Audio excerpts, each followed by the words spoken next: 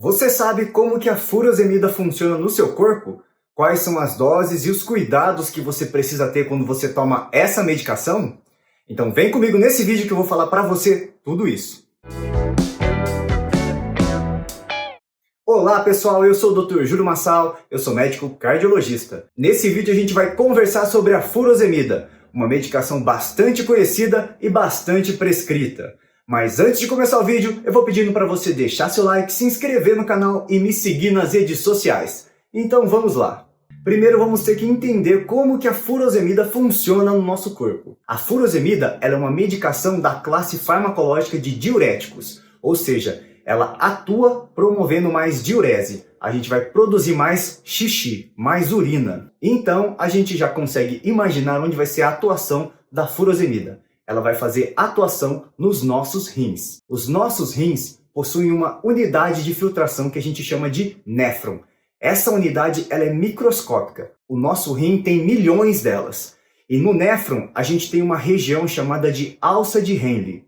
Nessa região é onde a furosemida vai atuar inibindo o cotransportador sódio-potássio 2-cloretos.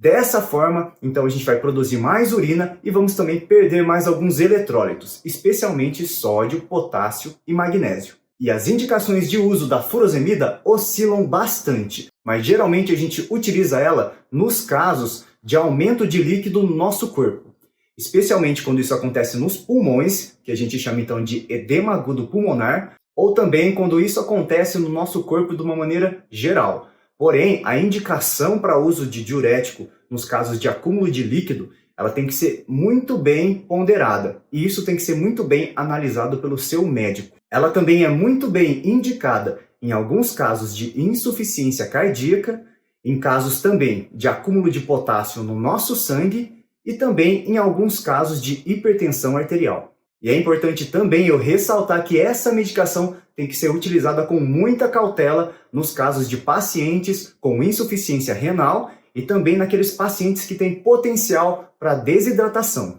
As doses de uso dessa medicação, elas oscilam bastante. E o princípio básico do uso dessa medicação é o seguinte: a gente tem que utilizar ela na menor dose possível para conseguir aquele efeito terapêutico desejado. Geralmente a gente começa com uma dose inicial entre 20 mg e até 80 mg. Mas como eu disse antes, tudo vai depender de cada paciente. E a dose máxima dessa medicação vai depender daquele efeito terapêutico que eu quero obter.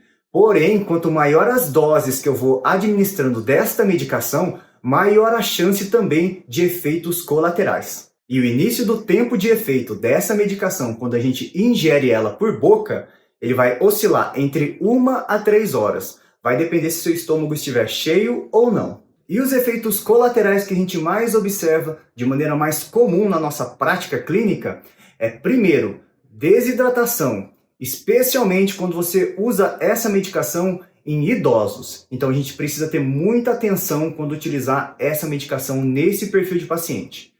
Outra coisa bem comum, redução do sódio e do potássio no seu sangue. Mas isso vai depender bastante da dosagem da medicação. Além disso, é muito importante a gente monitorar a função renal. Com certeza também isso vai ser mais importante, mais relevante, se a medicação estiver sendo utilizada em doses mais altas. E é importante também, naqueles pacientes que têm histórico de gota, saber que essa medicação ela pode precipitar crises de gota, especialmente se esse paciente estiver com ácido úrico elevado no sangue. Outro cuidado que a gente precisa ter também é o risco de perda de audição. A gente chama isso de ototoxicidade.